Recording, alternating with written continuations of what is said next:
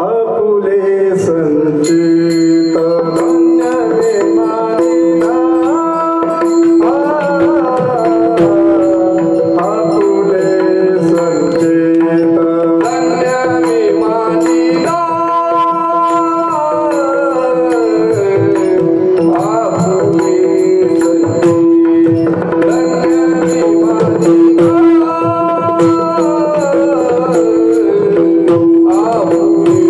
संचित धन्य मे मानिना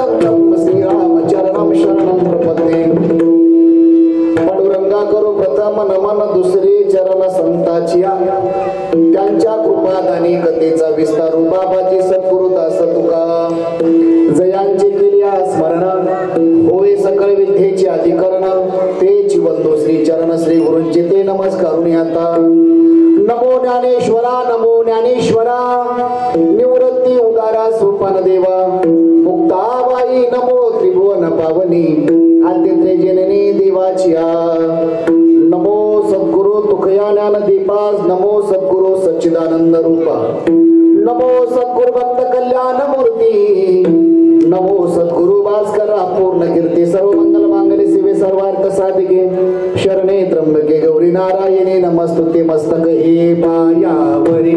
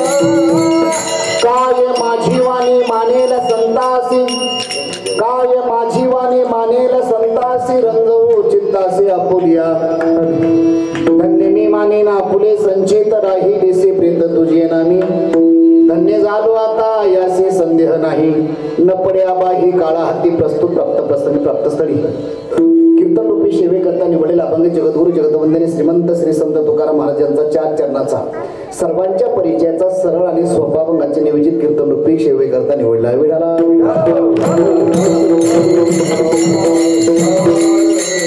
अभंग जगद्गुरु तुकोबरांचा तुमच्या समोर गायला विखून कमी करा आवाज वाढवा माहिती मला समजणं काय बोलतोय विडाला विडाला अभंग जगद्गुरु तुकोबरांचा तुमच्या समोर गायला अभंगावर बोलण्यापूर्वी थोडासा परिहार निमित्त कार्यक्रम सर्व श्रोत्याला नाते अखिल कोट ब्रह्मांड जाल भगवान पंढरीश परमात्माच्या कृपेने ज्ञानोबरा तुकोबरा आदी करू सर्व संत महात्म्याच्या कृपेने आपलं सर्वांचं श्रद्धास्थान आशास्थान प्रेरणास्थान लक्ष्मी माता जगदंबा लक्ष्मी मातेच्या कृपेने नरकुलवासी हरिभक्तपण गाडे महाराज त्यांच्या शुभ संकल्पनेतून शुभ प्रेरणेने समस्त ग्रामस्थ मंडळ लहानापासून मोठ्यापर्यंत महिला मंडळ पुरुष मंडळ वजनी मंडळ अध्यक्ष उपाध्यक्ष सरपंच आजी माजी डायरेक्टर पुणेकर मंडळी भोसरीकर मंडळी मुंबईकर मंडळी गावकरी मंडळी सर्वांचे एका विचाराने चालू असलेला अखंड हरिनाम सप्ताह तथा कीर्तन महोत्सव अन्नदान सोहळा यामध्ये आज माझ्याकडे ओघण कीर्तन रूपे सेवा इवलेशे रोप लाविले द्वारी त्याचा वेलो गेला गगनावरी मोगरा फुलला फुले वेचितासी भरू करी अशी आला छोटस लावलेलं रोप 24 वर्षे संपन्न होते या वर्षी पुढच्या वर्षी रौप्य महोत्सव वर्ष आपल्याकरता महत्वाचा आहे शास्त्रामध्ये काही अनुष्ठान केल्यानंतर साधना सांगितली जाते 12 वर्षे झालं तपपूर्ती सोहळा सांगितला जातो 25 वर्ष एखादा अनुष्ठान केलं त्याला रौप्य महोत्सव वर्ष म्हटलं जातं 50 वर्ष एखादी सेवा आपण केली त्याला सुवर्ण महोत्सव वर्ष म्हटलं जातं 75 वर्ष एखादी सेवा अनुष्ठान आपण केलं त्याला अमृत महोत्सव म्हटलं जातं आणि 100 वर्ष एखाद्याने सेवा केली अनुष्ठान एखादं केलं त्याला शताब्दी महोत्सव म्हटलं जातं आणि आपल्याकरता हा कलशपूर्व संध्येतील हा सोहळा आहे पुढच्या वर्षी सुवर्ण महोत्सव आहे 25 वर्ष हा आपल्याकरता अतिशय महत्वाची सेवा आहे आणि या 24व्या वर्षामध्ये माझ्याकडे ग्रामस्थांच्या माध्यमातून आमचे पारमार्थिक प्रेमी एक सहज मी तुम्हाला सहज प्राप्त झालो या ठिकाणी आमच्या 2 प्रकारचे नाते असतात एक रक्ताचं नातं असतं एक परमार्थिक नातं असतं परमार्थिक नातेच्या माध्यमातून वैकुंठवासी गुरुवर्य गोविंद महाराज केंद्रीय संस्थांचा निखंडचा संबंध चारधाम तीर्थ यात्रा करत असताना वृंदावनमध्ये या ठिकाणी तीर्थयात्रा सहकुटुंब सह बरेच आपल्या गावचे बरेच लोक असतात त्यापैकी या ठिकाणी आमचे हनुमान शेठ गावडे फोन केला की महाराज सेवा आहे का. मला सेवेचं तर 7 मे पर्यंत या ठिकाणी एकही तारीख खात नाही, पण एक आजीच म्हणून सकाळी ठाण्याला गावदेवी मार्केट आपल्या भागातील बरेच लोक आहेत नौपाडा, तिथे सकाळी काला केला. आम्हाला एवढंच या ठिकाणी ऍडजस्ट करता येते संध्याकाळची सेवा. ग्रामस्थांच्या माध्यमातून त्यांनी आनंदानं या ठिकाणी मला निमंत्रण दिलं, तुम्ही सुद्धा आनंदानं स्वीकारलं. असो सुंदर असं निवेदन सर्व टाळकरी गावकरी मंडळी माझ्या समवेत हरिभक्त पारायण. आमच्या मृदंग मांडूर जरा पक्वाच नसल्यामुळे त्यांना कला दाखवता येईल नाही. सचिन महाराज गीते, मोहनजी महाराज, सुनील महाराज, सगळे तुम्ही आम्ही खेडे मिळे गदारोळी आनंदे. सुंदर असं निवेदन. या निवेदनामध्ये माझ्याकडं ओघाने आलेली सेवा. धन्य मी मानेन आपुले संचित राहील येशी प्रीत तुझी नाही. या अभंगामध्ये महाराज धन्यता देत आहेत. महाराजांचे उद्गार धन्यतेचे लक्षण. कशाला धन्यता देत आहेत तर महाराज सांगतात राहील येशी प्रीत तुझे नामी. नामाच्या ठिकाणी माझी प्रीती जडली राहिली म्हणून महाराज धन्यता देत आहेत. महाराजांच्या विशेष काय आहे. महाराज पारमार्थिक साधनेतील आपला अनुभव सांगतात. अनुभव सांगत असताना बघा, परमार्थिकाला अनुभव येतो, संसारिकाला अनुभव येतो. परमार्थातला अनुभव लोकांना सांगणं भूषण आहे, संसारामधील अनुभव लोकांना सांगणं दोषण आहे. 1 नंबरचा फरक. 2 नंबरचा फरक, संसारामधील अनुभव हा स्वतःपुरता मर्यादित आहे, परमार्थामधील अनुभव विश्वापुरता व्यापक आहे. 2 नंबरचा फरक आहे. 3 नंबरचा फरक, संसारामधील अनुभव दुःखाचा अनुभव आहे आणि परमार्थातील अनुभव सुखाचा अनुभव. 3 मुद्द्यामध्ये वेळेत जेवायच्या अगोदर सेवा समारोप करायची. मला पुढे सांगण्यात आलं इथे या ठिकाणी सर्वाला मुक्त अन्नदानाची सेवा आहे. ती आपल्याकरता आदर्श सेवा आपण गावकरी मंडळी करत आहे. 3 मुद्द्यामध्ये सेवा समारोप करायची. पहिला महत्वाचा मुद्दा आहे अवधान माझ्याकडे त्या जाणते सुरते. पहिला महत्वाचा मुद्दा आहे संसारामधील अनुभव लोकांना सांगणं दूषण आहे आणि परमार्थामधील अनुभव लोकांना सांगणं भूषण आहे. परमार्थामध्ये संत महात्मे अनुभवाने बोलतायत. जीव अनुभव व्यतिरिक्त बोलतो. तुमचा माझा कसलाही अनुभव नसताना आपण बाता मारत असतो. संत महात्मे अनुभवाशिवाय बोलत नाहीत. अनुभव आले अंगा ते या जगात येत असे. तुका म्हणे चाकून सांगे अनुभव माझा आहे. महाराज सांगतात अनुभवातील भाषा संतांची आहे. महाराजांना जसा जसा अनुभव आला तसा तसा महाराज अभंगामध्ये प्रतिपादन करत आहेत. पहिला अनुभव आहे. दुसरा अनुभव आहे संसारातील अनुभव लोकांना सांगणं दूषण आहे. म्हणजे लोकांना सांगितलं, लक्षात ठेवा, लोकांना सांगणं वाईट आहे. कल्पना करा, एखाद्या माणसाला सांगितलं अरे रामभाऊ आज मला सकाळी स्वप्न पडलं. सकाळी स्वप्न पडलं आणि स्वप्न पडलं ते उठून बसलो आणि स्वप्नामध्ये आज या ठिकाणी माझ्या, लक्षात ठेवा, माझा एखादा अमुक व्यक्ती आला, अमुक एखादा माणूस आला. हे जर लोकांना स्वप्न सांगितलं लोक मूर्खात गणतील. अरे वेड्या, हेच विशेष काय आहे. एखाद्याला देवाचं स्वप्न पडावं, लक्ष्मी मातेचं स्वप्न पडावं हे भूषण आहे. ऐका, त्याला महत्वाचं नाही. अजून मला पुढे सांगायचं आहे संसारातील अनुभव हा स्वतःपुरता मर्यादित आहे. एक माणूस झोपला आणि झोपल्यानंतर सकाळी गल्लीतील लोकांना सांगवला आज बघा ना मला सकाळी सकाळी माझ्या बायकोनं 15-20 शिव्या दिल्या. म्हणजे शिव्या देत नसतात महिला मंडळ, पण कदाचित देतच असतात. भांडण झाल्यानंतर नवरा बायकोचं भांडण व्हावं. त्याने लोकांना सांगितलं आज मला माझ्या बायकोने 15-20 शिव्या नॉनस्टॉप दिल्या. ऐका, आता हे जर आपल्या पूर गावात सांगितलं आपण काय त्याला भाग्यवान म्हणू का, चांगलं म्हणू का? आपण म्हणून मूर्खा. अरे तुझ्या बायको तुला शिव्या दे, एक तर देऊ नये, समजा दिले लोकांना सांगून आपल्या घरातच अनुभव ठेवा ना. संसारातील अनुभव स्वतःपुरता अनुभव आहे. आता ऐका त्याच्या विरोधात बघा, एखादा माणूस सकाळी उठला आणि सकाळी उठल्यानंतर त्याने सांगितलं आज माझ्या स्वप्नामध्ये लक्ष्मी माता स्वप्नात आल्या. असं जर लोकांना सांगितलं आपण त्याला मूर्ख म्हणू का, मावळट म्हणू, काय म्हणू आपण? वा, अरे आमचं आयुष्य गेलं, आयुष्य परमार्थामध्ये गेलं, पण अजून माझ्या स्वप्नामध्ये लक्ष्मी माता आल्या नाही, अजून माझ्या स्वप्नात भगवान पंढरीश परमात्मा कधी आला नाही. अरे भाग्य आहे तुझं, स्वप्नामध्ये देव बाबा सामान्य गोष्ट आहे. ऐका, सामान्य गोष्ट नाही. देवाचं स्वप्न पडण्याकरता भाग्य लागतं, चांगलं काम होण्याकरता भाग्य लागतं, सत्कर्म घडण्याकरता आपल्याकडनं भाग्य लागतं, पुण्य लागतं. असं जर लोकांना सांगितलं तर लोक म्हणतील वा काय भाग्यवान आहेस, देवाने स्वप्नात तुझ्या यावं. याला म्हणतात संसारातील अनुभव भूषण आहे. त्याच्या विरोधात का दुसरा महत्वाचा फरक आहे. संसारातील अनुभव हा स्वतःपुरता मर्यादित आहे आणि परमार्थामधील अनुभव व्यापक आहे. जगद्गुरु तुकोबाई सांगतात या ठिकाणी अजून मला थोडक्यामध्ये चिंतन करायची वेळ माझ्याकडे मर्यादित आहे. तिसरा महत्वाचा मुद्दा, संसारातील अनुभव हा दुःखाचा अनुभव आहे आणि परमार्थामधील अनुभव हा सुखाचा अनुभव आहे. महाराज सांगतात केवढे दुःख भोगले देवा पांडुरंगा, 42 वर्ष झालं रे, केवढे दुःख भोगले. एक दुःख झाले की दुसरं कोपले पाटील गावीचे हे लोक. आता मज भीक कोंड झाली, बरे झाले देवा, निघाले दिवाळे, बरे या दुष्काळी पीडा केली. हा महाराजांचा अनुभव आहे. ऐका, दुःखाचा अनुभव आहे. अजून मला पुढे सांगायचं आहे. तुकोबाई सांगतात एक पहिली लहानपणी माथा वारली, त्याच्यानंतर पत्नी वारली, त्याच्यानंतर वडील वारले, त्याच्यानंतर भाऊ यात्रा करायला निघून गेला आणि 18 वर्षापर्यंत एवढे दुःख आले की अघात दुःख माझ्या जीवनामध्ये आले. आणि 18 वर्षानंतर मी पुढं गाथा लिहिण्याकरता माझ्या जीवनामध्ये सर्वात महत्वाचं कलंटी जर मिळाले असेल तर सगळं दुकानही बंद झालं, सगळा व्यवहार बंद झाला. आणि बंद झाल्यानंतर महाराजांची भाषा ऐका. जगद्गुरु तुकोबराय सांगतात की माझ्या जीवनामध्ये आता एवढे दुःख आले, एकामागे एक दुःख आले, पण एवढे दुःख आले तरी मला विषय सांगायचा आहे का, महाराजांनी कधी दुःखाचं वर्णन केलं, उलट बरं झालं म्हणतात देवा. आता तुम्ही सांगा, रामेश्वर भट्टांनी काठीने तुकोबरायला मारावं, आता लोकांनी आपल्या शिव्या दिल्या तर आपल्याला बरं वाटेल का? एखादी भाषेमध्ये एखादा बोललं तर आपला राग येतो, संताप व्यक्त होतो. पण महाराज सांगतात बरं झालं रामेश्वर भट्टांनी काठीने मारावं, तरी महाराज त्याला बंधनं देत आहे. ऐका महाराजांची भाषा, बंधनं देत आहे. माझा विषय सांगायचा आहे, संसारात अनुभव हा दुःखदायी अनुभव आहे. अजून मला पुढे सांगायचं आहे. जगद्गुरु तुकोबराय सांगतात केवढे दुःख भोगली महाराजांचा प्रमाणे. आणि दुःखे सांगू मी किती, सकळ संसाराची स्थिती नसा हे पाषाण फुटती, भय कापचिती भरलासी, सर्व सुखाच्या आशा जन्म गेला, क्षण एक मुक्ती यज्ञ नाही केला, हितता दिशाशी न पावला, माया विष्टीला जीव माझा, माझे सोहित नेन ते कोणी. जाणते श्रोते म्हणून आपण थोडं मी चिंतन करतोय. जगद्गुरु तुकोबराय नाठामध्ये गोड सुखी बाधन करतायत. देवा केवढं दुःख भोगले, अरे आयुष्य गेलं पण अजून सुखाची प्राप्ती नाही. मला विषय सांगायचा आहे, एवढे दुःख भोगले, संसारातील अनुभव आहे हा दुःखदायी अनुभव आहे.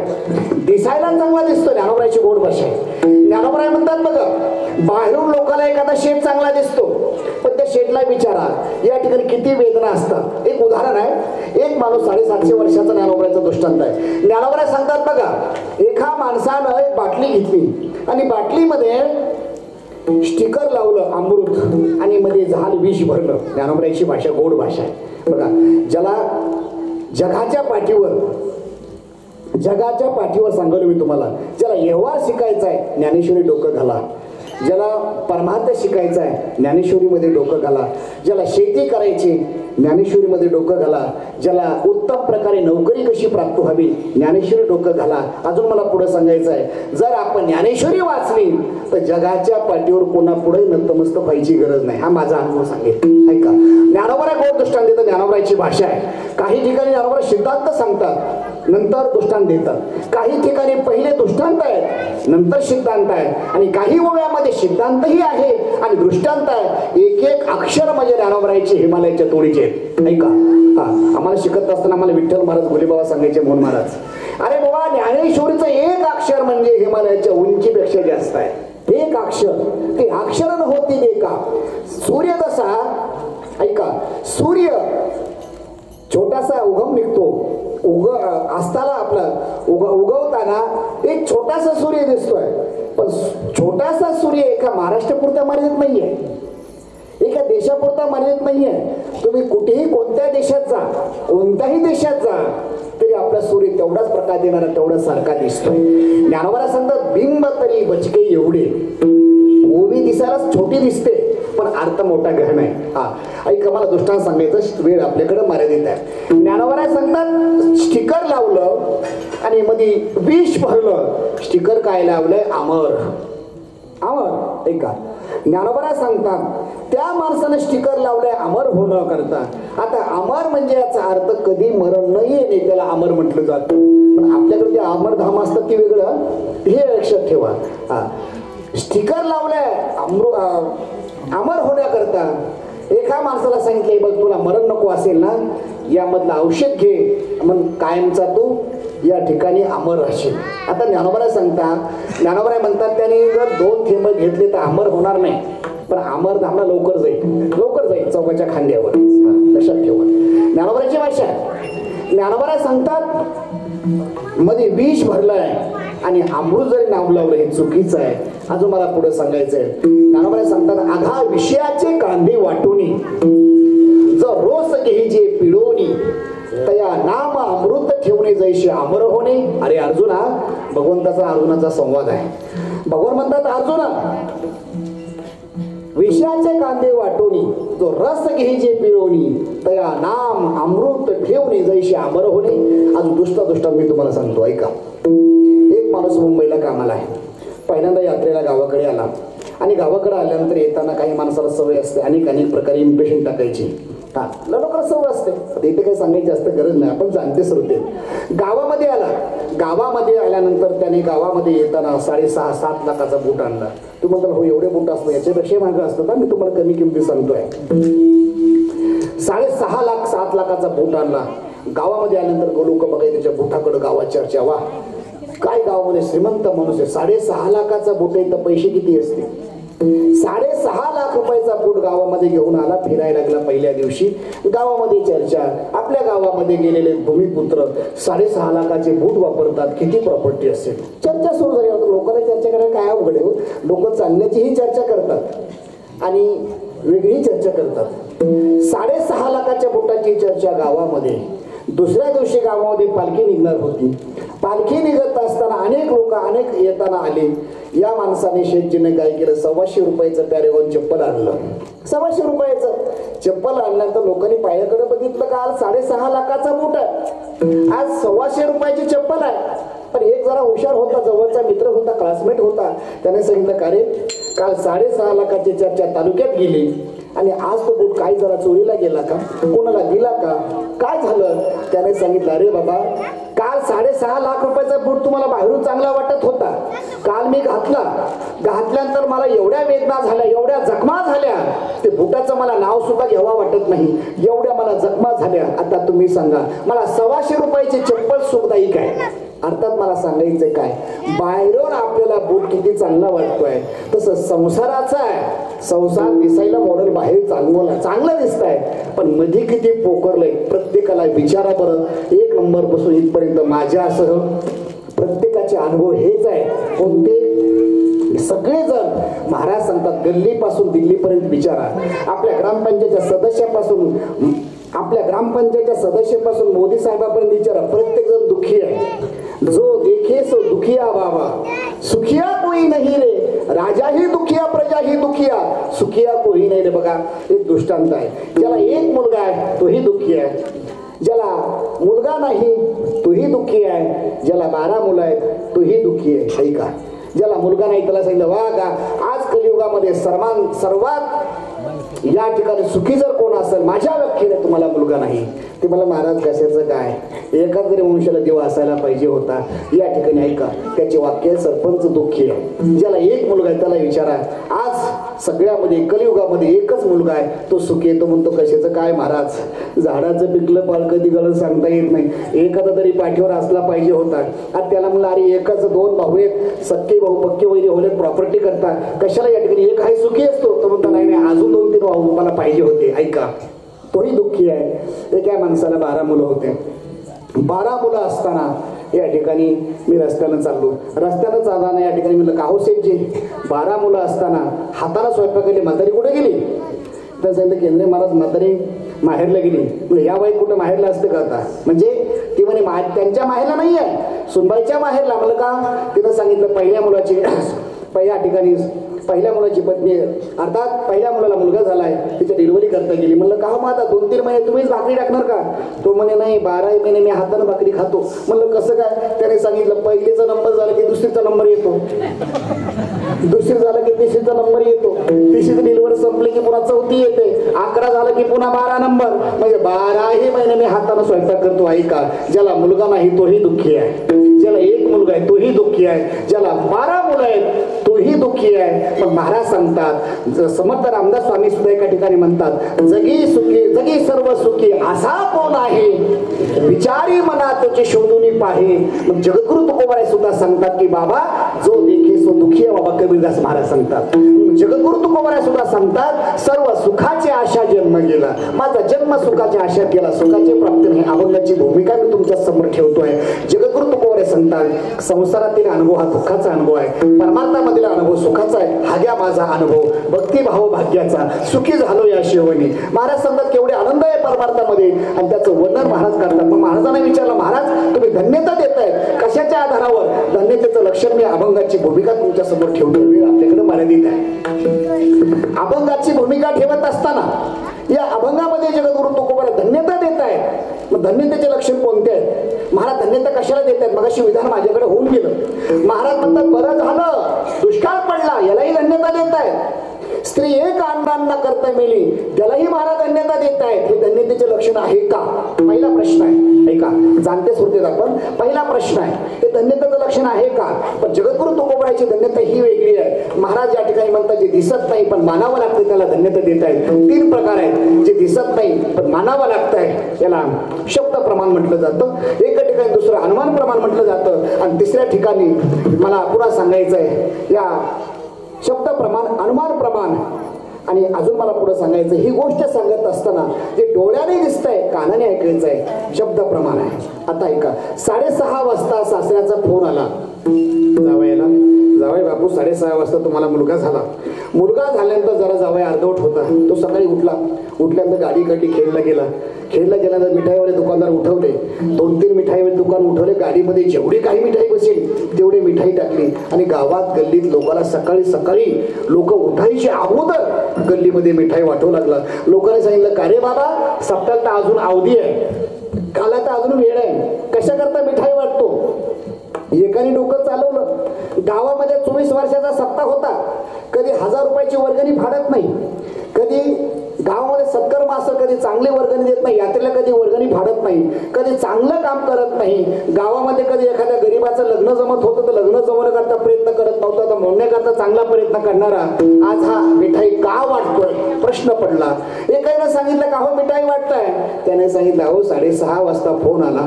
कोणाचा आला? सासऱ्याचा. सासरा काय म्हणला? 6:30 वाजता तुम्हाला मुलगा झाला. मुलगा झाला म्हटल्यानंतर ऐका, समोरच्या व्यक्ती माळकरी होता, कीर्तनामध्ये येऊन बसणारा होता, पुन्हा मांडी घालून बसणारा होता, नेहमी कीर्तन ऐकणारा होता, न झोपणारा होता. त्याने सांगितलं मुलगा झालाय, पण मुलगा बघितला का? त्याने सांगितलं नाही. मग कशाच्या आधारे वाटताय? त्याने सांगितलं फोन आला. याला म्हणतात शास्त्रामध्ये, वेदांतामध्ये, विचारसागरामध्ये याला म्हणतात शब्द प्रमाण. शब्दावर विश्वास ठेवायचा आहे आणि सत्य मानायचं आहे, शब्द प्रमाण. अजून मला पुढे सांगायचंय, जे दिसत नाही पण मानायचंय, लक्षात ठेवा, याला म्हणतात प्रारब्ध आहे. जे दिसत नाही पण मानावं लागतंय, लक्षात ठेवा. तुमच्या माझ्या जीवनात बघा, प्रारब्ध कोणाला दिसतंय का?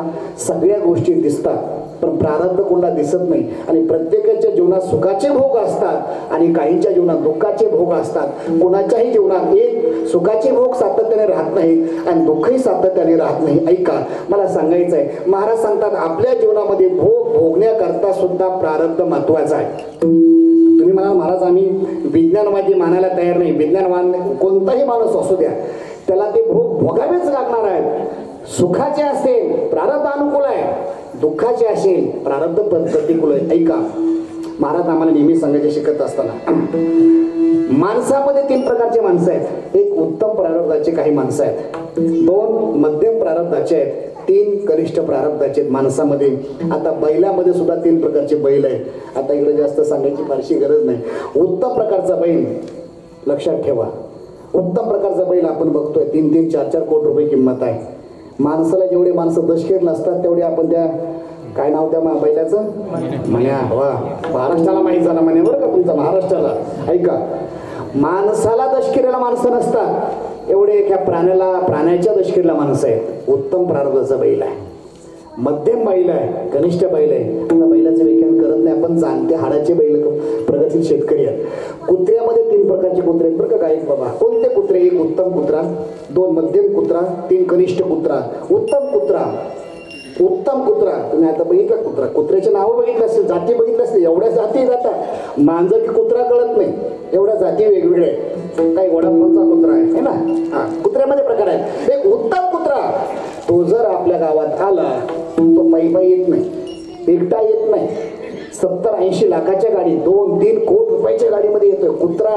कुत्र्याबद्दल बोलतोय, माणसाबद्दल नाही बरं. गावामध्ये येताना पुढे 3-4 गाड्या असतात, मागे 6-7 गाड्या, आणि त्या गाडीमध्ये एकदम वजनामध्ये बसून कुत्रा गावात येतो.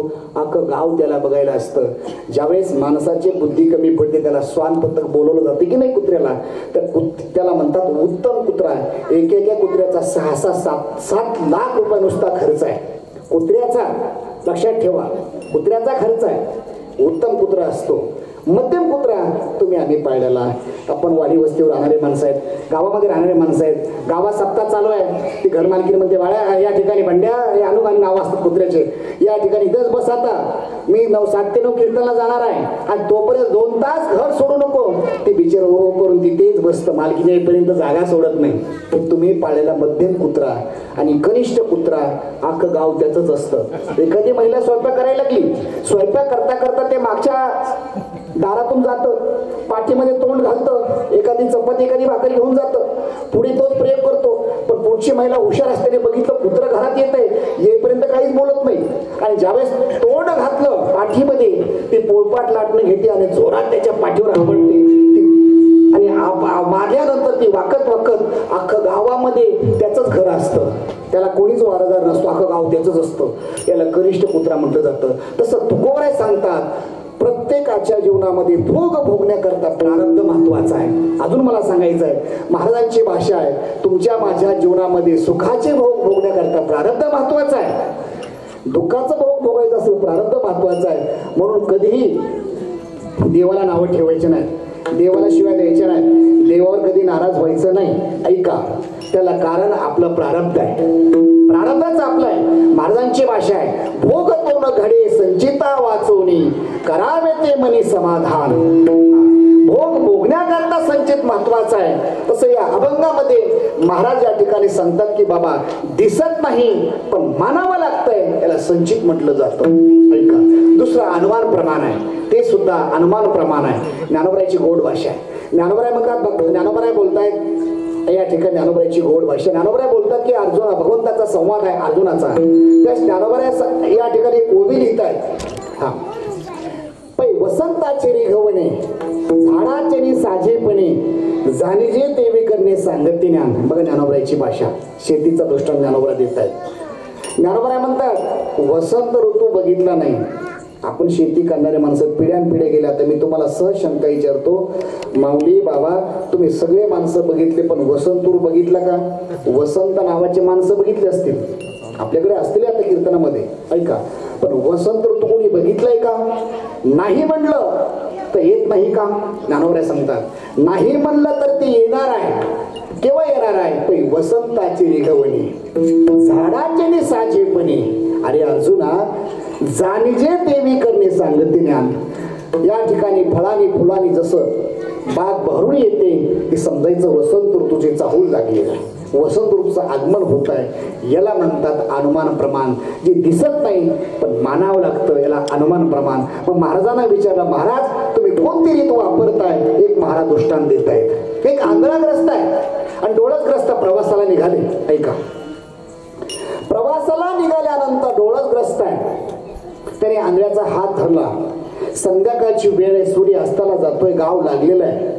त्या वेळेस डोळसग्रस्ताला सांगितलं, सुरदास गाव लागलंय, पुढचं गाव माहिती नाही, आपला प्रवास लांब आहे, याच गावामध्ये आपण मुक्काम करू. आणि आता रस्त्याच्या कडीला या ठिकाणी खूप मोठी या भोपळ्याची बाग आहे, 4-5 भोपळे तोडू आणि संध्याकाळी आपण दोघं एकत्र भाजी करू आणि इथेच आराम करू, सगळी प्रवासाला लागू. त्या सुरदासाला सांगितलं कुठेच भोपळे, त्याने सगळे रस्त्याच्या कडीला आहेत. त्याने सांगितलं जाऊ नको, भोपळे कडू आहेत. कडू आहेत, कडू म्हणले त्याला राग आला. आंधळे ते आंधळे गप्प बसत नाही, राग आला. तू नवीन आहेस, मी गावामध्ये नवीन आहे, तुला काय माहिती आहे भोपळे कडू आहेत? त्याने सांगितलं भोपळे कडू आहेत, माझ्यावर विश्वास ठेव. त्याच्यातला अजिबात नाही म्हणजे नको ठेवू. मग तो माणूस गेला, एक भोपळा तोडला, कडू लागला. दुसरा तोडला, त्याहीपेक्षा कडू लागला. असे 20 ते 25 भोपळे तोडले. तो निराश आला आणि नाराज होऊन मागे आला. सुरदासांना सांगितलं, सुरदास तू म्हणला होता तसंच झालं रे, भोपळे कडू आहे. त्याने सांगितलं भोपळे कडू आहे, तुला मागाशी सांगितलं होतं ना जाऊ नको. त्यावेळी डोळसग्रस्त विचारतो, सांग भोपळे कडू आहे, तू बघितलं नाही पण तुला काय कळालं, रीत कशी वापरली तू? त्याने सांगितलं सोपं आहे, भोपळे कुठे आहेत म्हणजे रस्त्याच्या कडेला. वॉल कंपाऊंड आहे का म्हणे नाही, तार कंपाऊंड नाही, रक्षक नाही. ऐक, अरे ज्या अर्थी वॉल कंपाऊंड भिंत नाही, तार कंपाऊंड भिंत नाही, रक्षक नाही अर्थात राखणदार नाही, त्या अर्थी भोपळे कडू असणार आहे. ऐक, जर भोपळे गोड असते तर लोकांनी दिवसा नाही तर रात्री तोडले असते, तोडून घेऊन गेले असते घरी. भोपळे कडू गोड असते तर. अरे ज्या अर्थी कोणीच हात लावत नाही त्या अर्थी कडू आहे. सोपं आहे, सिंपल रीत आहे. ऐका, ही रीत आहे. एक दुसरा उदाहरण सांगतो मी तुम्हाला. 5वीच्या विद्यार्थ्यांना शिक्षकाने विचारलं. 5वीच्या विद्यार्थ्याला सगळे विद्यार्थी एकत्र बसवले. गुरुकुल पद्धत होती पूर्वी. शिक्षकाने विचारलं, हे बघा, पूरमधून आपल्या गावापासून मुंबईला जाण्याकरता 100 ते 120 रुपये तिकीट आहे.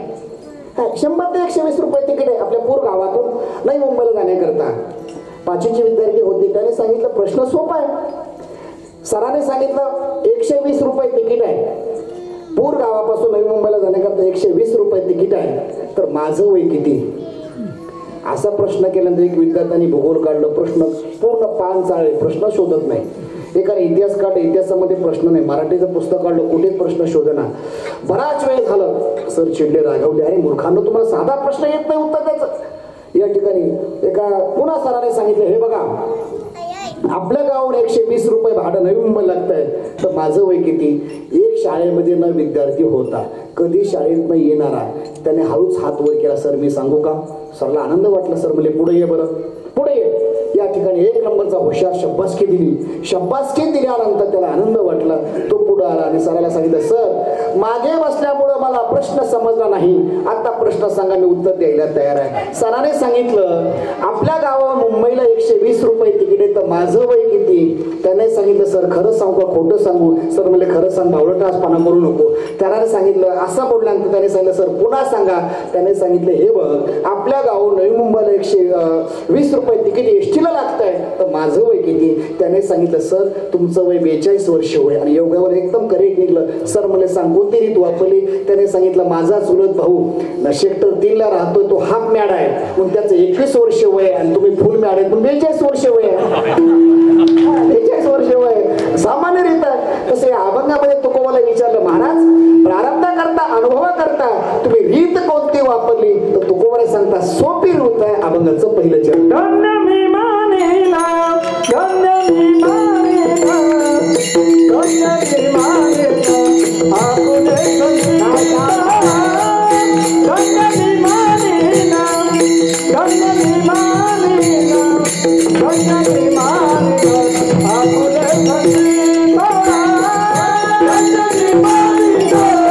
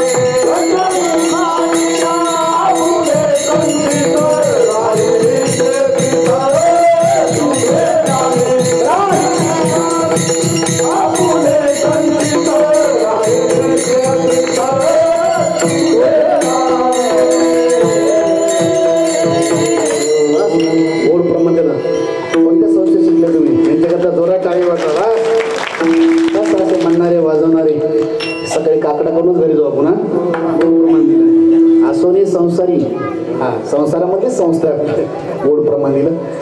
ज्यांच्या ठिकाणी मी आतो त्याने वाट पाहत होतो, ज्यांची या ठिकाणी उपस्थिती लागते. मी मगाशी बोललो 2 प्रकारचे नाते असतात. एक रक्ताचं नातं स्वार्थी असतं. पारमार्थिक नात्याच्या माध्यमातून या ठिकाणी समस्त ग्रामस्थ मंडळ सरदवाडीवरून आमच्या ठिकाणी परमार्थिक प्रेमी ज्यांनी अतिशय सुंदर असे सेवा करत असताना संसार उत्कृष्ट परमार्थ उत्कृष्ट आहे इंद्रबानजी सरोजसाहेब पी आहे सरदवाडी, ते सुद्धा या ठिकाणी आजच्या कीर्तन करता आले.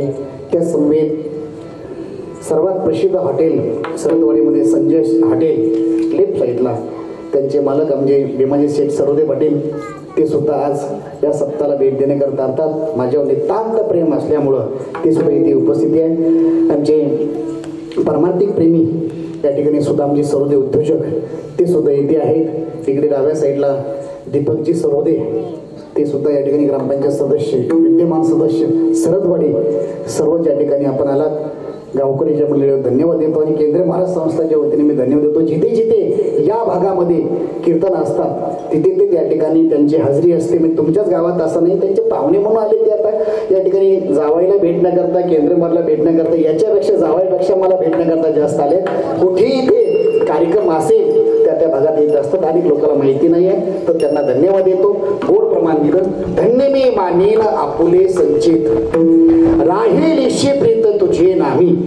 जगद्गुरु तुकोबाराय म्हणतात माझं नामाच्या ठिकाणी प्रीती जडली राहिली पण महाराज धन्यता देत आहेत. धन्यतेचं लक्षण व्यवहारामध्ये आपण धन्यता कोणालाही देतो पण महाराजांची धन्यता वेगळी आहे. धन्यता देत असताना धन्यता बघा महाराजांची वेगळी आहे. आपण अधिकार नसताना एखाद्याला शब्बाशकी देतो पण महाराज म्हणतात धन्य मी मानीन आपुले संचित. महाराज संचिताला धन्यता देत आहे. महाराज यांनी कशाला मानायला तयार नाहीये. इथे धन्यता का देतात उत्तरार्धामध्ये राहील इशी प्रीत तुझी नाही. नामाच्या ठिकाणी माझी प्रीती जडली राहिली पण महाराज संचिताला धन्यता देत आहे. मग तुम्ही म्हणाल महाराज एवढं काय विशेष आहे नामाच्या ठिकाणी प्रीती घडण्याची आणि संचिताला धन्यता देण्याची. मगाशी बोललो मी संचित महत्वाचं आहे. काहींचं उत्तम प्रारब्ध असतं, काहींचं मध्यम असतं, काहींचं कनिष्ठ प्रारब्ध असतं. तसं संचिताला महाराज धन्यता देत आहेत. धन्यता देत असताना राहिलीशी प्रीत तुझे नामी. महाराज सांगतात माझ्याकडं माझ्या जीवनात सर्वात महत्वाचं आहे परमात्मेचं नामस्मरण घडलं याला महाराज धन्यता देत आहेत. मग मी पुन्हा सांगेन की आपल्या जीवनामध्ये पुन्हा पुन्हा काही गोष्टी होतील अथवा न होतील पण नामस्मरण मुखार येण्याकरता सुद्धा भाग्य लागतं. अजून मला सांगण्यात आलं मी पुन्हा सांगेन आपल्याकडनं लक्षात ठेवा आपल्याकडनं सार्वजनिक ठिकाणी कुठे पैसा खर्च होईल कुठे खर्च होईल लक्षात ठेवा कुठे खर्च होईल पण सत्कर्मामध्ये सप्ताहामध्ये लक्ष्मी मातेच्या या प्रांगणामध्ये या उत्सवामध्ये खर्च करण्याकरता सुद्धा भाग्य लागतं. गौतम पाटलाला खर्च करण्याकरता भाग्य लागत नाही पण सप्ताह करता ऐका महाराज सांगतात माझी भाषा नाहीये ज्ञानवारे सांगतात बहुत सुकृताची जोडी म्हणून विठ्ठली आवडी. अजून मी तुम्हाला सांगेन या सप्ताहामध्ये तुम्हाला दान करण्याकरता सुद्धा ज्यांनी अन्नदान करतात ते भाग्यवान आहेत. लक्षात ठेवा भाग्यवान आहेत. मला सांगण्यात आलं की महाराज कीर्तन झाल्यानंतर मला आपले माजी सरपंचाने सांगितलं की बरोबर 9 वाजता इथे पंक्ती बसतं. म्हणलं पंक्ती कशा करता बसतं. सरपंचाने सांगितलं की म्हणे महाराज बरोबर इथे नगर भोजन असतं संध्याकाळी कोणीही घरी जेवायचं नाही. इथे एवढं अन्नदान आमच्या गावामध्ये होतं. मला आश्चर्य वाटतं छोट्या गावामध्ये एवढं अन्नदान हो हे का मला सांगायचं आहे. अन्नदान करण्याकरता तुमच्याकडनं अन्नदान होण्याकरता सुद्धा भाग्य लागतं. पण महाराज सांगतात पुन्हा पुन्हा गोष्टी होतील पण आपल्याकडनं सत्कर्म घडणार नाही. आणि पुन्हा सांगेल सत्कर्मामध्ये पैसा खर्च होण्याकरता सुद्धा तुमचं पुण्य लागतं. पैसा असून सुद्धा चांगल्या ठिकाणी खर्च होत नाही किंवा कुणाला पैसा सुटत नाही आयुष्यामध्ये समजायचं आपलं पाप आहे. सत्कर्म घडण्याकरता सुद्धा भाग्य लागतं. आम्हाला गुरुजी सांगायचे शिकत असताना अरे परमार्थामध्ये चांगल्या कामामध्ये वारीमध्ये सप्ताहामध्ये तीर्थयात्रा करण्यामध्ये सुद्धा पैसा खर्च करण्याकरता सुद्धा भाग्य लागतं. आयुष्यामध्ये अनेक पैसे असतात आणि इतके माणसाकडे पैसे मी बघतोय आमच्याकडे काही असे भक्त आहेत की मेल्यानंतर लाकडं न जाळता लाकडावर न जाळता पैशावर जरी जाळलं तरी पैसे शिल्लक राहतील पण त्यांच्याकडनं कधी 100 रुपयाची वर्गणी गावामध्ये भांडणं होत नाही. ऐका त्याला कारण काय त्याचं पाप आहे. महाराज सांगतात या ठिकाणी माझ्याकडनं सगळ्या गोष्टी होतील पण माझ्या मुखाला नामस्मरण करता भाग्य लागेल मग धन्य मी मानीन. आपुले संचित महाराज संचिताला धन्यता देत आहेत. उत्तरार्धामध्ये राहिलीशी प्रीत तुझे नामी.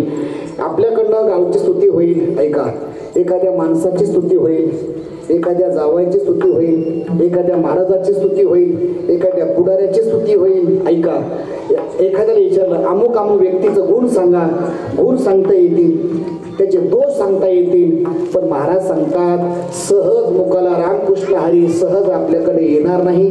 आणि रामकृष्ण हरी एक मुखाला येण्याकरता सुद्धा भाग्य लागतं. बरं, किती भाग्य लागतं? ज्ञानोबराची 9वा अध्याय काढा. ज्ञानोबराय सांगतात या ठिकाणी ते जन्म सहस्त्र ओळखीजे एक वेळा मुखाशी आवया. एकदा कृष्णाचं नाम, एकदा देवाचं नाम मुखाला येण्याकरता जन्म सहस्त्र ओळखीचे भगवान बोलतात अर्जुना अरे भाग्यच लागतं. तुकोबरायची भाषा आहे. तरीच नाम जिव्हाग्री येईल श्रीरामाचे. रामाचं नाव मुखाला येण्याकरता सुद्धा भाग्य लागतं. मी पुन्हा सांगेन, लक्ष्मी मातेची सेवा करण्याकरता सुद्धा भाग्य लागतं. तुम्ही भाग्यवान आहात ते आपल्याकडनं या जगदंबा मातेची सेवा घडते. लक्षात ठेवा, जागृत देवस्थान आहे, लक्ष्मी माता आहे. इथे काया वाचा मनाने सेवा करायची आहे. इथे जास्त डोकं चालवायचं नाही, अहंकाराने डोकं चालवायचं नाही. आहे का माझ्यासारखा पैसेवान बस खाली. लक्ष्मी मातेच्या मनात आलं तर लक्षात ठेवा, राईचा पर्वत राहील. रंकाची राई करू शकतो. एखादा फुटपाथवर झोपणारा माणूस सुद्धा राजा होऊ शकतो. बरं, इतिहास आहे आपला. एखादा चहा विकणारा सुद्धा देशाचा पंतप्रधान होतो की नाही? तुम्ही म्हणता तुम्ही बीजेपीचं काही, मी कुठल्याच पक्षाचा नाही. एक उदाहरण मला आठवलं. ऐका, एक माणूस, अजून मला पुढे सांगायचं आहे, देवाच्या मनात आल्यानंतर सगळ्या गोष्टी होऊ शकतात, म्हणून आपण सेवाच करत राहायची आहे. महाराज सांगतात राहिलीशी प्रीत तुझी नामी. नामाच्या ठिकाणी प्रीती जडली राहिली, पण महाराज संचिताला धन्यता देत आहे. अजून मला पुढे सांगायचंय. मग महाराजांना विचारलं, महाराज हे घडणं कशा करता? तर महाराज सांगतात ही घडत असताना माझ्या जीवनात सर्वात महत्वाचं आहे की जीवनामध्ये संगत महत्वाची आहे. ही घडत असताना महाराजांना विचारलं, महाराज आम्ही प्रयत्न केला पण आम्हाला सुख नाही, आम्ही प्रयत्न केला पण आम्हाला समाधान नाही, आमच्या जीवनात हे घडतं कसं? आम्ही एक करतो तर दुसरं होतं मनासारखं. हे कलियुग आहे. इथे मनासारख्या कोणत्या गोष्टी होत नाही. ऐका, यालाच म्हणतात ज्ञानोबराय हे मृत्यू लोकीची उपराटे. इथं मनाची जास्त गोष्टी होतात. मनसा चिंतितम कार्यम दैव मान्य चिंतेत. महाराज मनाचे विरोध जास्त होतं, याला कलियुग म्हटलं जातं. महाराजांनी विचारलं, महाराज आम्ही भक्ती करतोय आम्हाला सुख नाही, आम्ही परमार्थ करतोय अजून आम्हाला शांती नाही, कारण काय? महाराज सांगतो वर्म चुकलं. अरे भक्ती करण्याच्या जीवनात दुःख येतच नाहीये. भक्ती करत असताना महाराजांना विचारलं, आम्हाला भक्ती करण्याकरता प्रवृत्त व्हायचं आहे, कशाच्या आधारे? तर महाराज सांगतात सर्वात महत्वाची संगती महत्वाची आहे. ऐका, संगती महत्वाची आहे. काहींच्या जीवनामध्ये संगतीचा लाभ असतो, पंक्तीचा लाभ नाही. काहींच्या जीवनामध्ये पंगतीचा लाभ आहे, संगतीचा लाभ नाही. आता तर 1.5-2 महिने फक्त पंक्ती चालू होता महाराष्ट्रामध्ये लोकसभेच्या. अजून सुरू नाही झाला, आता सुरू झाल्या. लक्षात ठेवा, काहींच्या जीवनामध्ये पंगतीचाही लाभ नाही, संगतीचाही लाभ नाही. तो मला विचारला, महाराज तुमच्या जीवनात हे घडलं कशाच्या आधारे? तर महाराज तिसऱ्या चरणात सांगतात, ब्रह्मरस कारू भोजन पंगाते, ब्रह्मरस कारू भोजन पंगाते, ब्रह्मरस कारू भोजन पंगाते, ब्रह्मरस कारू भोजन पंगाते, ब्रह्मरस कारू भोजन पंगाते, ब्रह्मरस कारू भोजन पंगाते.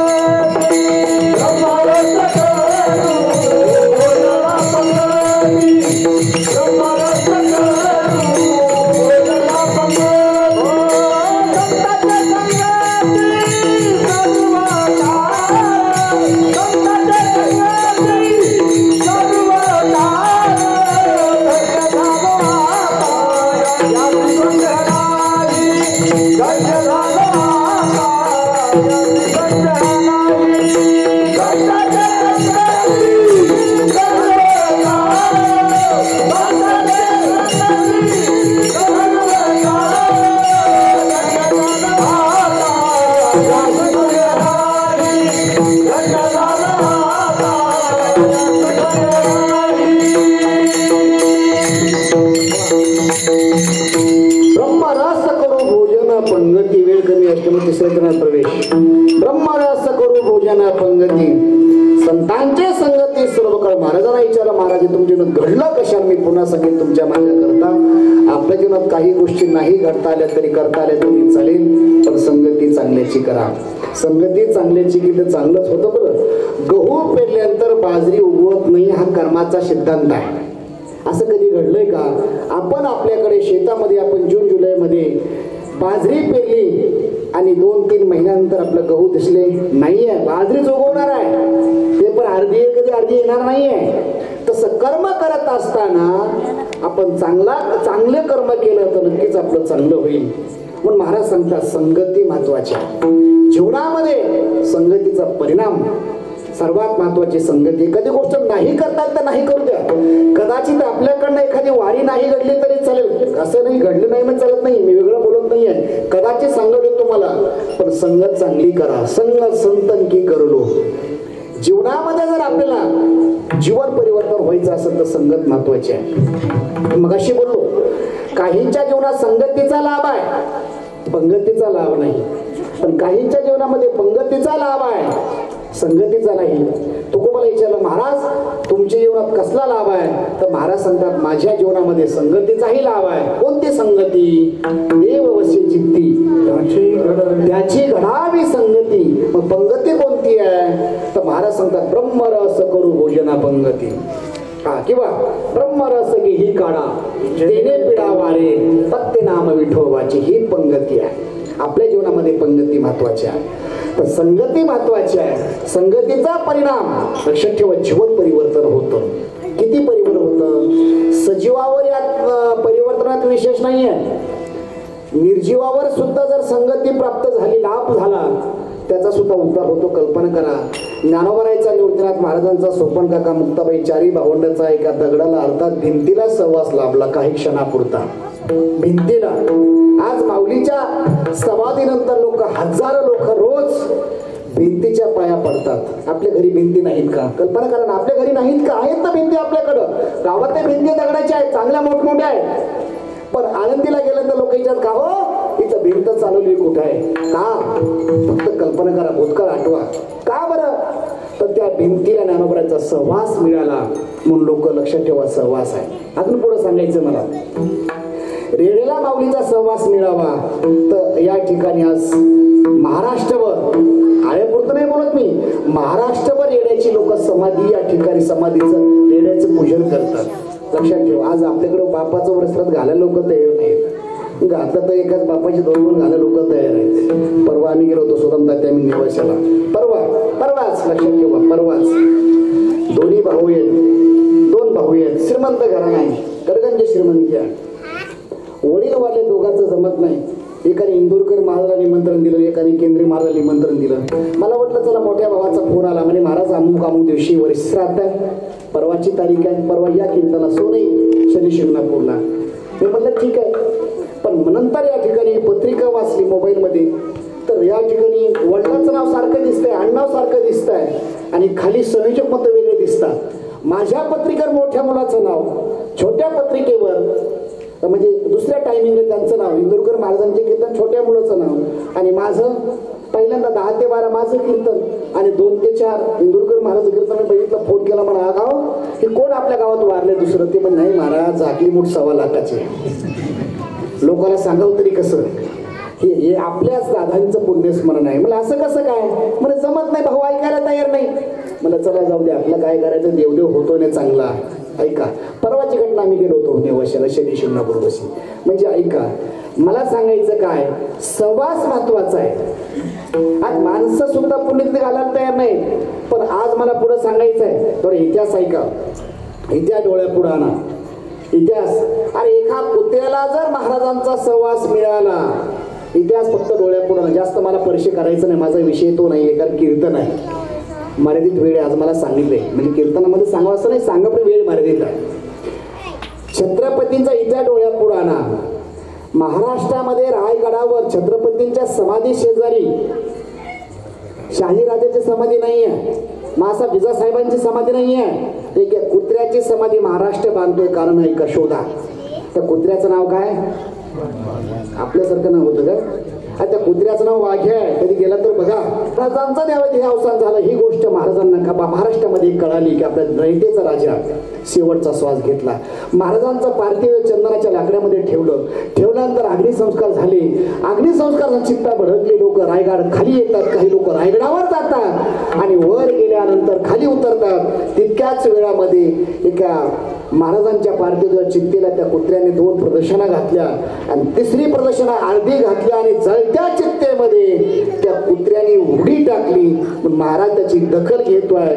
महाराजांच्या समाधी शेजारी आज एका कुत्र्याची समाधी महाराष्ट्राला बांधावं लागते. याचं कारण शोधा. तो कुत्रा विचार करतोय, अरे ज्यांनी आम्हाला रात्री अपरात्री जवळ केलं, ज्यांचा सहवास मला मिळाला, ज्यांचे हात माझ्या पाठीवर ठेवले, आता ती हात संपली. आणि ज्यांचा सहवास मिळाला, दुसरा सहवास घेण्यापेक्षा रात्री अपरात्री सर्वात जवळ मला महाराजांनी जवळ करावं आणि महत्वाच्या ठिकाणी मला महाराज घेऊन जात होते. आता राजाच राहिले नाही तर जगायचं कसे करता.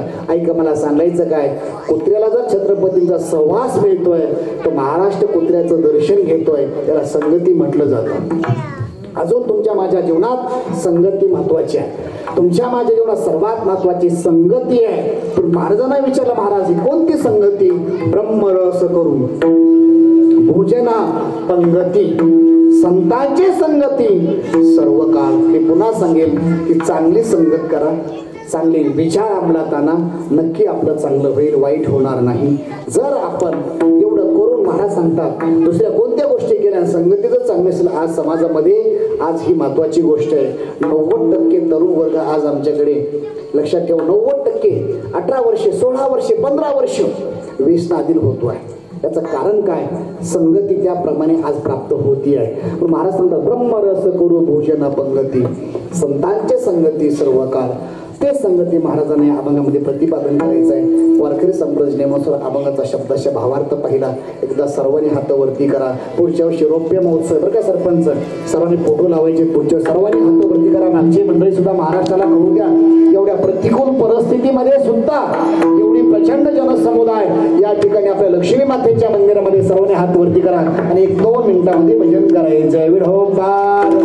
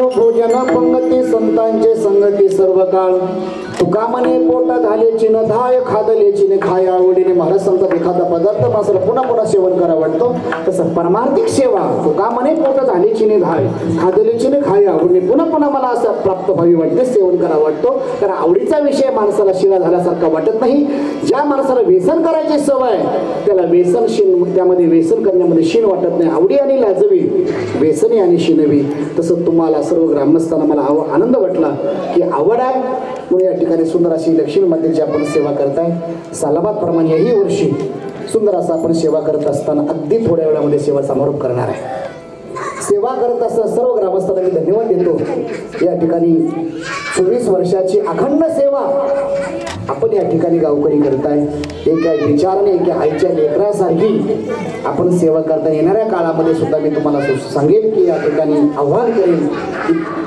पुढच्या वेळी सुद्धा आपण चांगल्या पद्धतीने सेवा करा रौप्य महोत्सव वर्ष त्याच्या अगोदर मी पुन्हा सांगेन की या ठिकाणी तुका मने पोट झालेची न धाय खादेलेची न खाय आवडीने सेवा करत असताना किती सेवा करावी एक उदाहरण तुम्हाला सांगेल संगत महत्वाची मी पुन्हा सांगेल एवढं जरी कीर्तन ऐकून घेऊन गेलात वाक्य तरी या ठिकाणी सफल झालं ब्रह्मरस करू भोजना पंगती संतांचे संगती सर्व काळ आमच्या जीवनात या ठिकाणी सर्वात महत्वाचा आहे सहवास कोणाचा घडला असा श्री गुरूंचा सहवास घडला तर जाता जाता एकच वाक्य सांगेल 5 मिनिटं याच्याकरता घेणार आहे तुम्ही कधी आळंदीला आलात आळंदीला आल्यानंतर एक आम्हाला सुद्धा ज्यांचा सहवास मिळाला समाजयोगी त्यागमूर्ती वैकुंठवाशी गुरुवर्य गोविंद महाराज केंद्रे महाराजांचा सहवास महाराजांनी आम्हाला बालकडू दिलं पण त्यांचे आशीर्वाद बोलण्याचा आम्ही अल्पशा प्रयत्न करतोय जाता जाता एक तुम्हाला विनंती करेल तुम्ही कधी आळंदीला आलात आपण माहिती सर्वाला आळंदीमध्ये कधी कुठून आलात 5 किलोमीटर गाडी उभा करायची आणि गाडी उभा करून फक्त पश्चिम बाजूला माऊलीच्या समाधीपासून सिद्धपेठ साईडला बघायचं एक जागतिक कीर्तीचं मंदिर साकारताय ते मंदिर म्हणजे नामा म्हणे ग्रंथ श्रेष्ठ ज्ञानदेवी एकतरी ओवी अनुभवावी भाव अक्षराची गाठी ब्रह्मज्ञानाने गोमटी देहे माये ज्ञानेश्वरी संत जना माहेश्वरी आपण कधी आलात तर बघा जागतिक कीर्तीचं मंदिर आळंदीमध्ये साकारताय ते मंदिर म्हणजे ग्रंथराज ज्ञानेश्वरी मंदिर ज्या मंदिराची उंची पायापासून कळसापर्यंत शिखरापर्यंत 211 फूट हाईचं मंदिर आहे आणि त्या मंदिराचे संस्थापक गुरुवर्य गोविंद महाराज केंद्रे बाबा महाराजांनी संकल्प केला आणि संकल्प केल्यानंतर ज्याच्या खिशामध्ये 1 रुपयाही नव्हता ज्यांच्या खिशामध्ये 1 रुपया नव्हता महाराष्ट्रामध्ये कुठल्या शाळेमध्ये त्यांचं नाव नाही आहे प्रयत्नवाद आणि नितांत सेवा अक्षराची सेवा केली तर काही कमी पडत नाही अक्षराने जवळ करावं आज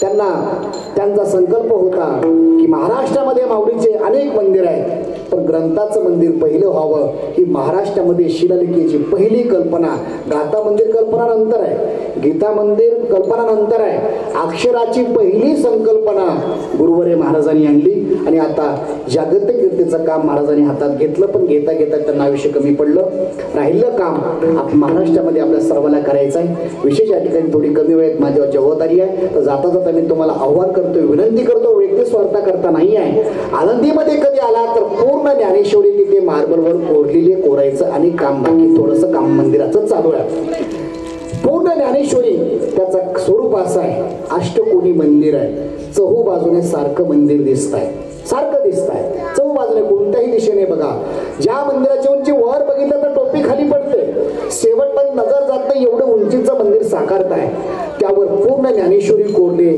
तर ज्ञानेश्वरीचा खर्च आहे 3 कोटी 62 लाख रुपये फक्त वल्लीवन ज्ञानेश्वरीचा खर्च आहे 3 कोटी 62 लाख रुपये त्याचं स्वरूप असं आहे ज्या भाविकांनी 2200 रुपये दिले त्याला पावती दिली जाते संसार रजिस्टर आहे ATG number income tax number आहे ज्याने 2200 रुपये दिले आपल्या आईच्याच मनात वडिलाच्याच मनात त्याला पावती दिली जाते ज्याने आपल्याकडनं 1 लाख रुपये दिला 1 लाख रुपये दिले त्याचं नाव तिथे परिवाराचं नाव स्वतंत्र नाव सामुदायिक मार्बल मध्ये कोरून जोपर्यंत चंद्र सूर्य आहे तोपर्यंत तिथे नाव राहणार आहे मार्बल मध्ये 1.25 इंच अक्षरामध्ये त्याचं नाव कोरायचं काम चालू आहे ज्याने आपल्या आईच्या स्मरणात वडिलांच्या स्मरणात 1 लाख रुपये दिले त्याचं तिथे नाव लावलेलं आहे. ज्याने 3 लाख रुपये दिले त्याचं अखंड नाव तिथे लावलेले. सुरत असे कीर्तबडी बिन पंख उड जाय तुका म्हणे एका मरण्याची सरे उत्तम चिवरे कीर्ती मागे.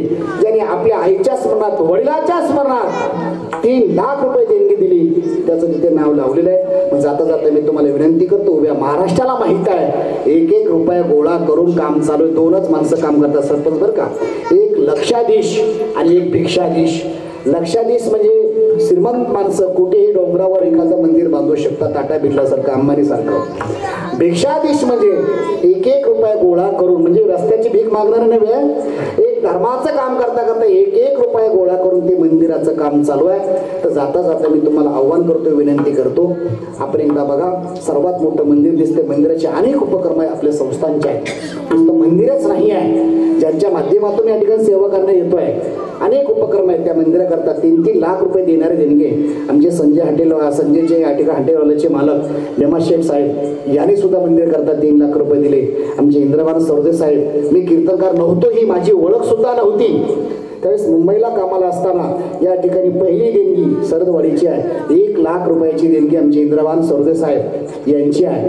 दीपक सरांची अनेक लोकांची, सुद्धा भाऊची आहे, सरदवाडीकरांचं 90% लोकांची देणगी आहे. आपल्या भागातून सर्वात मोठी मदत ज्ञानेश्वरी मंदिराची सुरुवात, पायापूजन, खेड तालुका, आंबेड तालुका, जुन्नर, शिरूर तालुका, गुरुवारी गोविंद महाराजांनी या भागातून 1-1 माणसं जोडून हजारो पारायण, सामुदायिक निष्काम पारायण करून गावात यावं, ज्ञानेश्वरी घेऊन जावं आणि फक्त पारायण करावेत अशी सुरुवात करून या ठिकाणी आपल्या भागातून खूप मोठी मदत त्या मंदिरा करताय. तर जाता जाता विनंती करतो, आपण एकदा सर्वांनी सहकार्य करा. मी पुन्हा सांगेन की मंदिराचे अनेक उपक्रम असतात. महाराष्ट्रामध्ये सर्वात मोठी दिंडी आंधी ते पंढरपूर, तुम्हाला माहित आहे, आपली गावची दिंडी असते, पण 7,000 लोक ज्या दिंडीत असतात, ज्या दिंडीमध्ये 7,000 लोक सकाळी जेवतात, संध्याकाळी 7,000 लोक जेवतायत. सर्वात मोठी दिंडी माऊलीच्या सोहळ्यात आहे. आपल्या भागात लक्षात ठेवा, नुसतं दिंडीच नाही आहे तर 365 दिवस तिथे अन्नदान चालू आहे, आता होणार आहे. आणि आपल्या भागात जे विद्यार्थी असतील गरीब, तिथे पूर्ण विद्यार्थी 1 रुपये संस्था त्याची घेत नाही, पूर्ण खर्च केंद्र महाराज संस्थाद्वारे केला जातो. एखादा मुलगा असेल त्याला या ठिकाणी अध्यात्माच्या बरोबर कॉलेज करायचं आहे, PhD करायची, एखाद्या नोकरी लागेपर्यंत पूर्ण खर्च संस्था त्याची करते.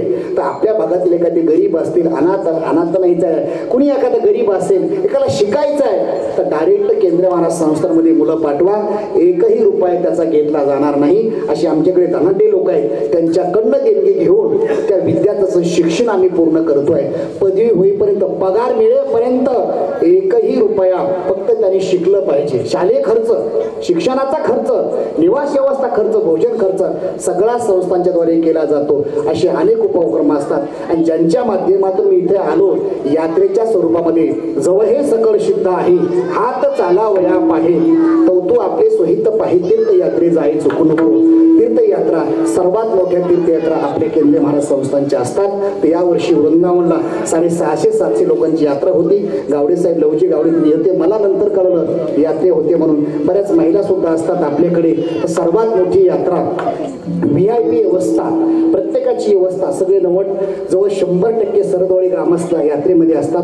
आपल्या पूरमधल्या बऱ्याच माहिती महिला आहेत, पुरुष, मला नाव सुद्धा सांगता येत नाही.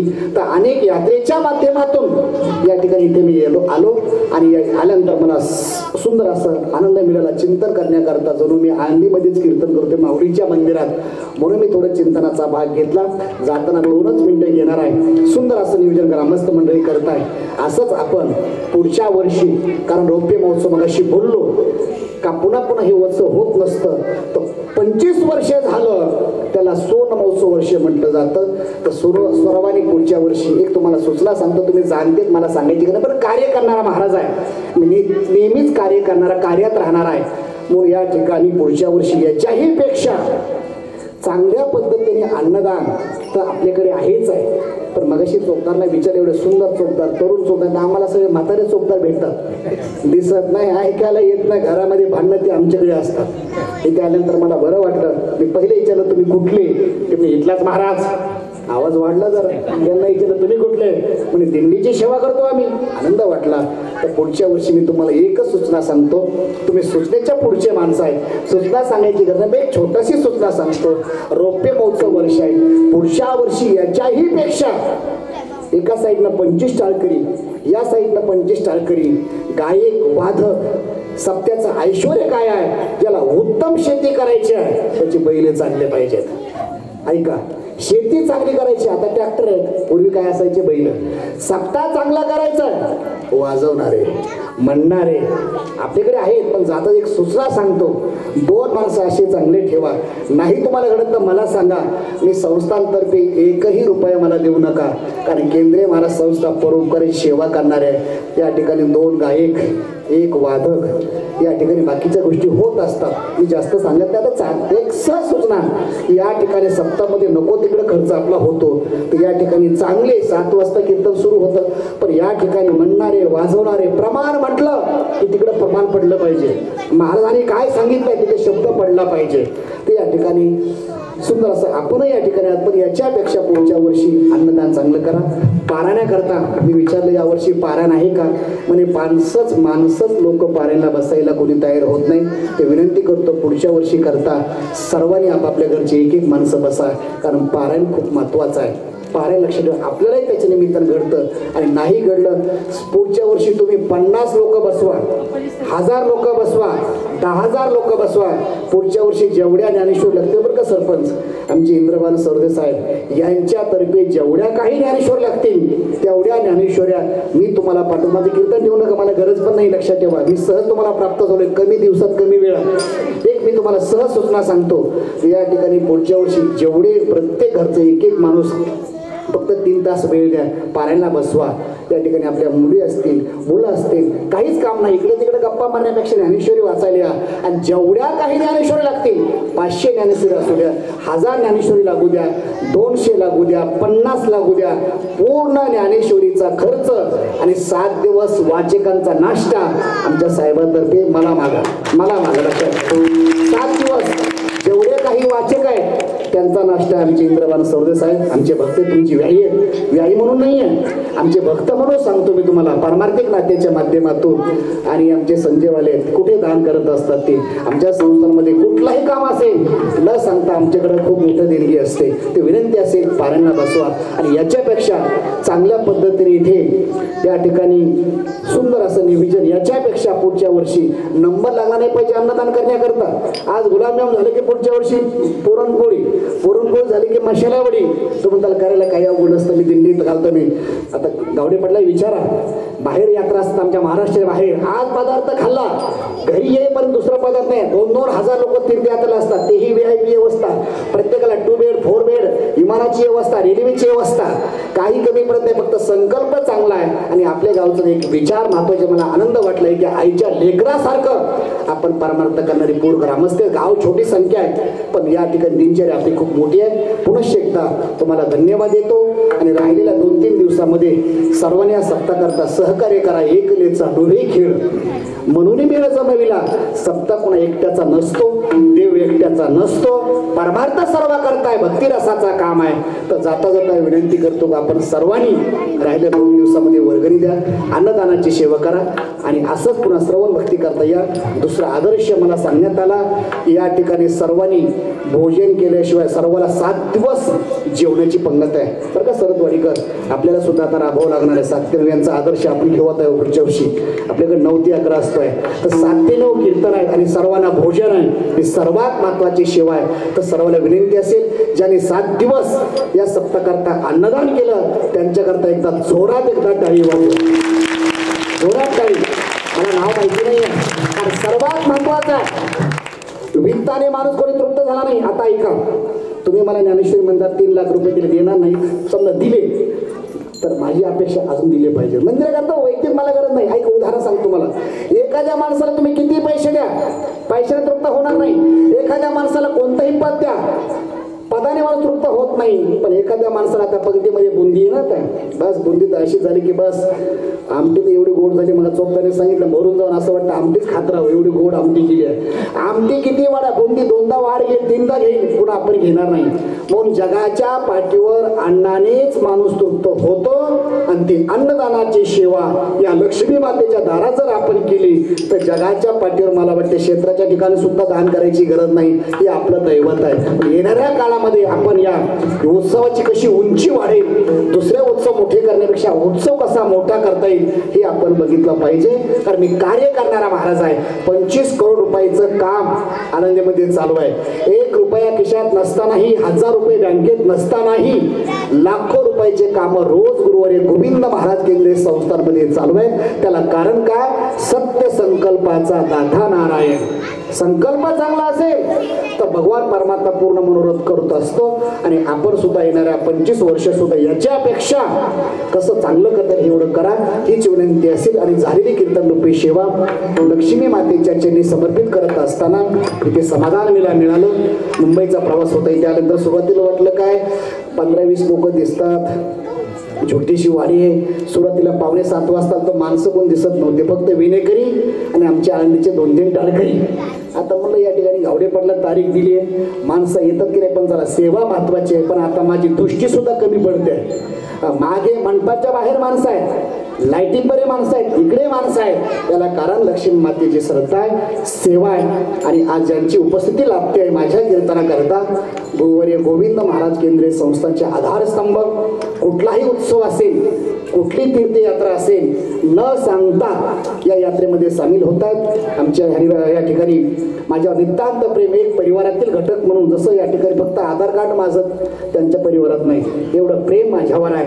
आमचे इंद्रभान सरोदे साहेब असतील, या ठिकाणी भीमाजी शेठ सरोदे संजय हॉटेलचे मालक आहेत, ते सुद्धा इथे. सुदामजी सरोदे पूर्ण यात्रेची विनंती करतात. दीपक भाऊजी सरोदे ते सुद्धा इथे, त्यांना धन्यवाद देतो. आणि आमचे मृदंगाचार्य साखरमध्ये आल्यानंतर फोन केला, सचिन महाराज कुठे म्हणजे बाहेर चाललो प्रवासाला, म्हणजे तिकडे जाऊन कीर्तन लिहा. माझ्यानंतर मी फेटा बांधतोय, तितक्याच वेळामध्ये आळंदीचा प्रवास करून इथे आले. त्यांच्याकरता जोरात एकदा टाळी वाजवा. त्यांना धन्यवाद देतो. आणि सगळेच आपण गावकरी त्यांना धन्यवाद देतो. आणि बरोबर 9:03 मला सरपंचानं सांगितलं की महाराज या ठिकाणी भोजन आहे. म्हणजे मी कार्य करणारा माणूस आहे, काळजी करू नका. 8:30 वाजता सुरू झालं तर 9ला संपेल, 7ला सुरू झालं तर 9ला संपेल. 1 मिनिटही मागे पुढे, कारण मी रोज ते या ठिकाणी कार्यच करणारा महाराज आहे. झालेली सेवा लक्ष्मी मातेच्या चरणी समर्पित करतो. आणि सेवेला पुणे राम ज्ञानेश्वर